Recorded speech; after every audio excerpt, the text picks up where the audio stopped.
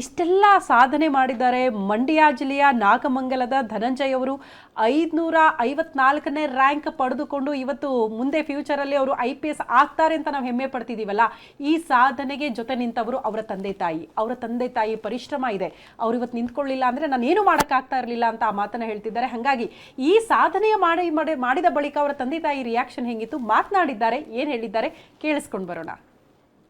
ನಾನು ದೇವ್ರು ಬೇಡ್ಕೊಂಡೆ. ನಾನು ದೇವ್ರ ಹತ್ರ ನಾನು ಒಂದು ದೇವಸ್ಥಾನ ತಕ್ಕೋದ್ರು ಇಷ್ಟೇ ಕೇಳ್ತಿದ್ರು. ನಾನು ದೇವ್ರ ಕಾಲು ಕಟ್ಟೋತೀನಿ, ಜನಗಳು ನಾನು ಯಾವತ್ತೂ ನಾನು ಕಾಲು ಕಟ್ಟೋದಿಲ್ಲ. ಅವನು ಚೆನ್ನಾಗಿ ಸಾಗಿಸ್ತಾ ಸರ್. ಅವನು ಏನಂದ ಗೊತ್ತಾ, ಅಪ್ಪ ನಾನು ಇನ್ನೊಬ್ರು ಕೈ ಕಾಲಿಗೆ ನಾನು ಕೆಲಸ ಮಾಡೋದಿಲ್ಲ, ಇನ್ನೊಬ್ರು ಕೈ ಕಾಲು ಹಿಡಿಯೋದಿಲ್ಲ, ನನಗೆ ಇವರು 75 ಸಂಬಳ ಕೊಡ್ತಾ ಇದ್ರೆ ಕೋಚಿಂಗ್ ಮಾಡ್ತಾ ಇದ್ದೀನಿ, ನಾನು ಓದ್ಕೊಂಡ್ರೆ ನಾನು ಇದ್ರಲ್ಲಿ ಜೀವನ ಸಾಕ್ತೀನಿ ಅಂತ ಈ ಮಾತು ಹೇಳ್ದವನು. ನಾನು ಅನ್ನಂದೆ ಅವಿದ್ಯಾವಂತ, ನಾನು ನಿಮ್ಮ ಮಕ್ಕಳೆಲ್ಲ ಸಾಕಿದ್ದೀನಿ, ನೀವು ಈ ಮಟ್ಟಕ್ಕೆ ಬೆಳೆಸಿದ್ದೀನಿ, ನೀನು ತಲೆ ಕೆಡಿಸ್ಕೊಬಿಡಕ್ಕಪ್ಪ. ಏನು ಕರ್ಕೊಂಡು ಹೇಳಿದಾಗ ಒಂಥರ ಮನಸ್ಸು ಒಂದು ಸಂತೋಷ ಪಡಿಸ್ತಾ ಇದೆ ಸರ್. ಒಂದು ದುಃಖನೂ ಇತ್ತು. ಮಗ ಕಷ್ಟ ಬೀಳ್ತಾ ಇದ್ದಾರೆ. ನಾವು ಒಬ್ಬ ರೈತರ ಮಗನಾಗಿ ನನ್ನ ಮಗ ಹಿಂಗೆ ಮಾಡ್ತೀನಿ ಅನ್ನೋನಿಗೆ ನಾನು ಸಪೋರ್ಟ್ ಕೊಟ್ಟೆ ಸರ್.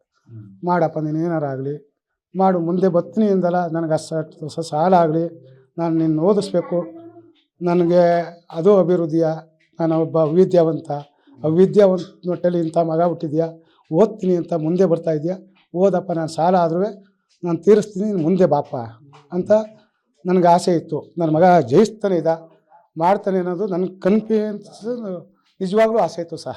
ಮನಸ್ಸಿನಲ್ಲಿ ದುಃಖ ಇರೋದು. ಹೊರಗಡೆ ಕಳಿಸ್ತಾ ಇದ್ದೀನಿ ನನ್ನ ಮಗನ, ಇಲ್ಲಿ ಕನ್ನಡ ಮೀಡಿಯಮಲ್ಲಿ ಓದ್ದ SLC ಗಂಟ ಹೊರಗಡೆ ಕಳಿಸ್ತಾ ಇದ್ದೀನಿ, ಹೆಂಗೋ ಏನೋ ಐಕ್ಳು ತೀಟಿ ಆಡ್ಬಿಟ್ಟು ಹೆಂಗೆ ಮಾಡೋಣ ಏನೋ ಅಂತ ಒಂದು ಕಡೆಯಲ್ಲಿ ನನ್ನ ಮಗ ಇದು ಜಯಿಸ್ತಾನೆ ಅನ್ನೋದು ಒಂದು ಆಸೆ ಇತ್ತು. ಚೆನ್ನಾಗಿ ಆಸೆ ಇತ್ತು ನನಗೆ. ಎಷ್ಟಾರಾಗಲಿ ನಾನು ಸಾಲ ಆದರೂ ಪರವಾಗಿಲ್ಲಪ್ಪ, ನೀನು ಓದು ಅನ್ನೋದು ನನ್ನ ಅಭಿಪ್ರಾಯ ಇತ್ತು. ಇವತ್ತು ನನ್ನ ಮಗ ಅಂತ ಹೇಳ್ಕೊಡೋದಲ್ಲ, ನಮ್ಮ ದೇಶದ ಮಗ ಆಗವನು, ನಮ್ಮ ದೇಶದ ಮಗ ಆಗವನೇ. ನನಗೆ ಅದು ಸಂತೋಷ ಆಯಿತು. ನನಗೆ ಇನ್ನೇನಿಲ್ಲ ಸಹ. ಅದು ಅವನು ಇಲ್ಲಿ ಎಲ್ಲಿವರೆಗೂ ಓದಿದ್ರು ಕನ್ನಡ SLC ಗಂಟ ಇನ್ನೇನು ಇಲ್ಲ. ಮಗ ಬೆಳೆದು ದೊಡ್ಡವನಾದ್ಮೇಲೆ ಹೊರಗಡೆ ಹೋದಾಗ ನಿಮಗೂ ನನಗಂತೂ ಇಷ್ಟ ಇರಲಿಲ್ಲ ಕಳ್ಸೋಕ್ಕೆ ಹೊರಗಡೆ.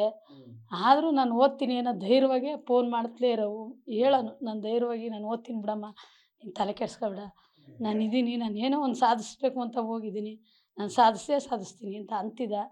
ಅದು ಇವತ್ತು ನೆರವೇರೋದು ನನಗೆ ಖುಷಿ ಆಯಿತು. ಈಗ ಚಿಕ್ಕದಲ್ಲಿ ಮಗ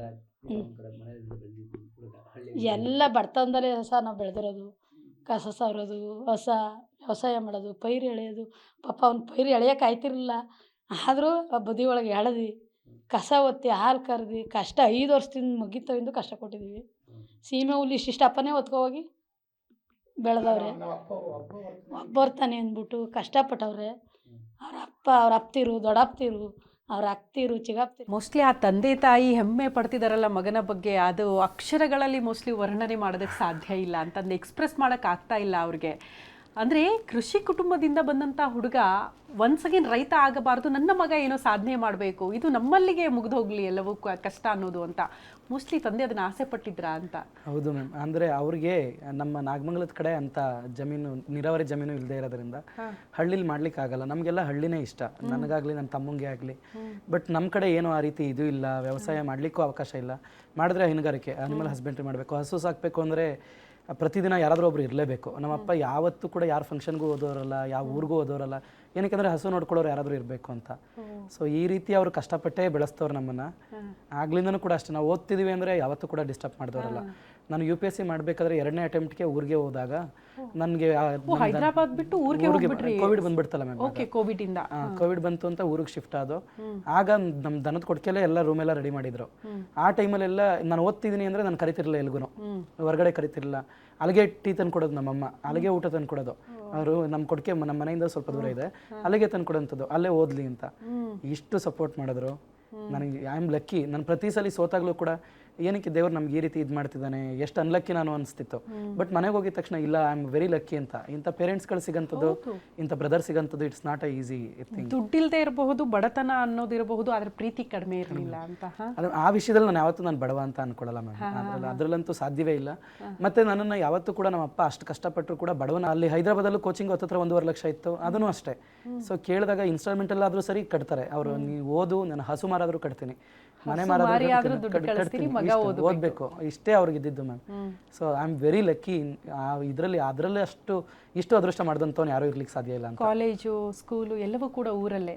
ಕಾಲೇಜೆಲ್ಲ ನಾನು ಮೈಸೂರಲ್ಲಿ 2 ವರ್ಷ ಮಾಡಿದೆ ಮ್ಯಾಮ್. ಅದಾದಮೇಲೆ ಡಿಗ್ರಿ ಮಂಡ್ಯದಲ್ಲಿ ಮಾಡಿದ್ದು. ಆಗೆಲ್ಲ ಊರಿಂದನೇ ಅಪ್ ಆ್ಯಂಡ್ ಡೌನ್ ಮಾಡ್ತಿದ್ದೆ. ಬೆಳಗ್ಗೆ 7:30 ಹೋದರೆ ಕೊನೆಯ ಸೆಮ್ಮಲ್ಲಂತೂ ನನಗೆ ಕೋಚಿಂಗ್ಗೋಸ್ಕರ ಏನಾದರೂ ಮಾಡಬೇಕು ಅಂತ ಹೇಳಿ ಅಲ್ಲಿ ಮಂಡ್ಯದಲ್ಲಿ ಕೃಷಿಕ್ ಅಂತ ಒಂದು ಸಣ್ಣದೊಂದು ಟ್ರಸ್ಟ್ ಇದೆ, ಅಲ್ಲಿ ಸ್ಮಾಲ್ ಕಾಂಪಿಟೇಟಿವ್ ಎಕ್ಸಾಮ್ಗೆ ಮಾಡ್ತಿದ್ರು. ಅಲ್ಲೆಲ್ಲ ಕೋಚಿಂಗ್ ಮುಗಿಸಿದ್ರೆ ರಾತ್ರಿ 11 ಗಂಟೆ ಆಗ್ತಿತ್ತು ಮನೆಗೆ ಬರೋಂಥದ್ದು, ಊರಿಗೆ ಹೋಗೋಂಥದ್ದು. ಸೊ ಈ ರೀತಿ ಬೆಳಗ್ಗೆ 7 ಗಂಟೆಗೆ ಮನೆ ಬಿಟ್ಟರೆ ರಾತ್ರಿ 11 ಗಂಟೆ ಗಂಟ. ಬೆಳಗ್ಗೆ ನಮ್ಮಮ್ಮ ಮುದ್ದೆ ಮಾಡಿರ್ತಿರ್ತಾವೆ, 3 ಮುದ್ದೆ ತಿನ್ಕೊಂಡು ಹೋಗ್ತಿದ್ದೆ ನಾನು ಬೆಳಗ್ಗೆ. ಈ ಚೆನ್ನಾಗಿ ಇದು ಮಾಡ್ಕೊಂಡು ಕಾಲೇಜ್ ಮುಗಿಸ್ಕೊಂಡು ಹೋದ್ರೆ ಸೊ ರಾತ್ರಿ ಬಂದು ಊಟ ಈ ರೀತಿನೇ ಮಾಡ್ಕೊಂಡು ಹೋಗ್ತಿದ್ದೋ, ಅಷ್ಟೆಲ್ಲ ಆಗ್ತಿತ್ತು. ಬಟ್ ನನಗೆ ಐ ಆಮ್ ಸ್ಯಾಟಿಸ್ಫೈಡ್ ಮ್ಯಾಮ್. ಆ ರೀತಿ ಎಲ್ಲ ನನಗೆ ಯಾವತ್ತೂ ಅದು ಕಷ್ಟ ಅಂತಲೂ ಅನ್ಸಲ್ಲ ಅದು. So I am very happy with about that. ಚೆನ್ನಾಗಿರ್ತಿತ್ತು. ಯಾವತ್ತಾದರೂ ಊಟ ನಿದ್ದೆ ಇದೆಲ್ಲವನ್ನ ತ್ಯಾಗ ಮಾಡಿದಾಗ ಸಾಧನೆ ಒಂದೇ ಕಣ್ಮುಂದೆ ಕಾಣಿಸ್ತಾ ಇತ್ತಾ ನಿಮಗೆ? ಹೌದು, ಅದು ರೀಚ್ ಆಗ್ಬಿಡ್ಬೇಕಪ್ಪ, ಯಾವ ಊಟನೂ ಬೇಡ ನಿದ್ದೆನೂ ಬೇಡ ನಮಗೆ ಅಂತ. ಅದು ಈಗ ನೆನಪಿಸ್ಕೊಡ್ರೆ ಅದೊಂದು ಸ್ವಲ್ಪ ಚೈಲ್ಡಿಶ್ ಅನ್ಸುತ್ತೆ. ನಾನು ನನ್ನ ಲೈಬ್ರರಿ ಮೇಲೆ ಒಂದು ಕೋಟ್ ಬರ್ಕೊಂಡಿದ್ದೆ, ಶಂಕರ್ನಾಗ್ ಅವ್ರದ್ದೊಂದು ಕೋಟ್ ಇದೆ, ಸತ್ತ ಮೇಲೆ ಮಲಗೋದು ಇದ್ದೇ ಇದೆ, ಎದ್ದಿದ್ದಾಗ ಏನಾದರೂ ಸಾಧಿಸು ಅಂತ. ಅದನ್ನೇ ಬರೆದಿಟ್ಕೊಂಡಿದ್ದೆ. ಅದು ಈಗ ನೆನಪಿಸ್ಕೊಂಡ್ರೆ ಒಂದು ರೀತಿ ಚೈಲ್ಡಿಶ್ ಅನ್ಸುತ್ತೆ, ಈ ರೀತಿ ಎಲ್ಲ ಮಾಡ್ದು ಅಂತ. ಬಟ್ ಆ ಟೈಮಲ್ಲಿ ನನಗೆ ಅದು ಮೋಟಿವೇಶನ್ ಬೇಕಿತ್ತು. ಸೊ ಅದನ್ನು ಯಾವಾಗಲೂ ಕೂಡ, ಮತ್ತೆ ಇವ್ರದ್ದು ಯಾವುದೋ ಒಂದು ಲೈನ್ ಇದೆ, ಗೆದ್ದೆ ಗೆಲುವೆ ಒಂದು ದಿನ ಗೆಲ್ಲಲೇಬೇಕು. ಸೊ ಇದನ್ನ ಕೂಡ ಅಷ್ಟೇ, ಅದನ್ನು ಡಿ ಪಿ ಆಗಿ ಇಟ್ಕೊಳ್ಳೋಂಥದ್ದು ಆ ಒಂದು ರೀತಿ ಮೋಟಿವೇಶನ್ ಆಗಿ ಮಾಡ್ತಿತ್ತು ಅಂದರೆ ಸ್ಟಾರ್ಟಿಂಗಲ್ಲಿ. ಬಟ್ ಪದೇ ಪದೇ ಸೋಲನ್ನು ಅನುಭವಿಸಿದಾಗ ನೋಡೋಣ ಅನ್ನೋದೊಂದು ಇದು ಬಂದ್ಬಿಟ್ಟಿತ್ತು. ನಾನೊಬ್ಬ ಸ್ಟೂಡೆಂಟ್ ಕೇಳಿದ್ದೆ ಲಾಸ್ಟ್ ಟೈಮು, ಪ್ರತಿ ಸೋಲುಗಳು ಮನುಷ್ಯನ ತೀರಾ ವೈಯಕ್ತಿಕ ಮಾಡಿಬಿಡುತ್ತೆ ಅಂತ. ತೀರಾ ಪರ್ಸ್ನಲ್ ಅಂದರೆ ದೇಶದ ಬಗ್ಗೆ ಯೋಚನೆ ಮಾಡದೆ ಬರೀ ನಮ್ಮ ಬಗ್ಗೆನೇ ಯೋಚನೆ ಮಾಡೋಷ್ಟು ಸ್ವಾರ್ಥಿಗಳಾಗ್ಬಿಡ್ತೀವಿ.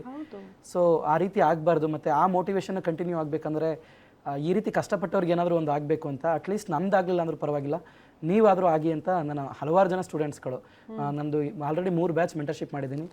ಮೋರ್ ದೆನ್ 100 to 120 ಸ್ಟೂಡೆಂಟ್ಸು 1 ರೂಪಾಯಿನೂ ದುಡ್ಡು ತೊಗೊಂಡಿಲ್ಲ ಅವ್ರ ಹತ್ರ. ಏನಕ್ಕೆ ಅಂದರೆ ನನಗೆ ಗೊತ್ತು ನಾನು ಅನುಭವಿಸಿರೋಂಥ ಕಷ್ಟನೇ ಇದಕ್ಕೆ. ಮತ್ತು ಯಾರಾದರೂ ಒಬ್ಬರು ನನಗೆ ದುಡ್ಡಿಲ್ಲ ಅಂದ್ಬಿಟ್ಟು ಮೆಂಟರ್ಶಿಪ್ ಮಾಡಿಲ್ಲ ಅಂದಿದ್ರೆ ನನಗೆ ಎಷ್ಟು ನೋವಾಗ್ತಿತ್ತು ನನಗೆ ಗೊತ್ತು.